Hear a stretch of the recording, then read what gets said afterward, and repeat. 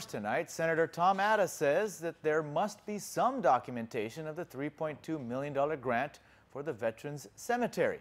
Here's more.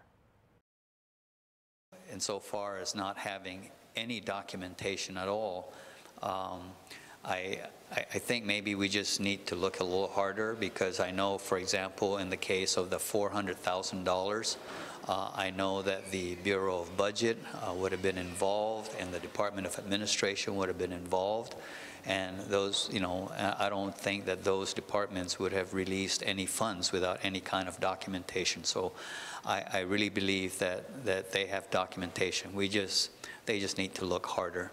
Veterans Affairs Oversight Chairman Senator Tom Atta is talking about the $3.2 million federal grant given to the Guam Veterans Affairs Office. The auditor couldn't audit the grant because, according to former Administrator John Pinko, all of the documents were stolen.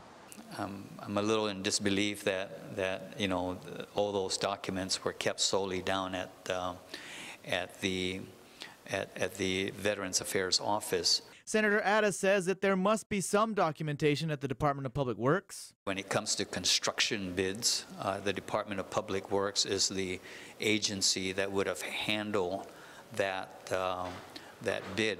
However, the public auditor doesn't think DPW was involved because, she says, the Department of Administration would have caught wind of the disbursement of money.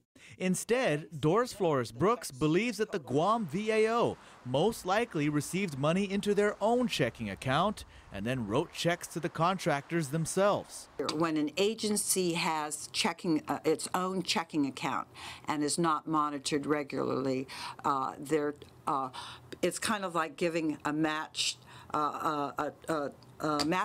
to a child, in the sense that they don't know how to use it, they don't have the proper protocols in place. And the Guam VAO has no record of any of these checks. However, Brooks is working with the current administrator, Martin Manglotnya, to see all of their checking accounts and try to reconstruct what happened. Meanwhile, Senator Atta says the $3.2 million wasn't the only money given to the Guam VAO for the cemetery.